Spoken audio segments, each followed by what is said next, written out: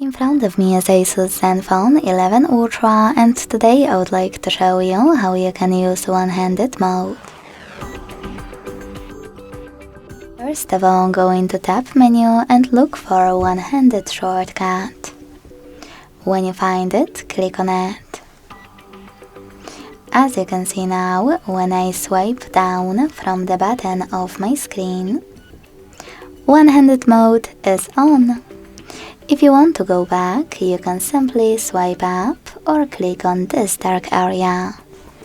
To disable one-handed mode completely, click on the same tile one more time.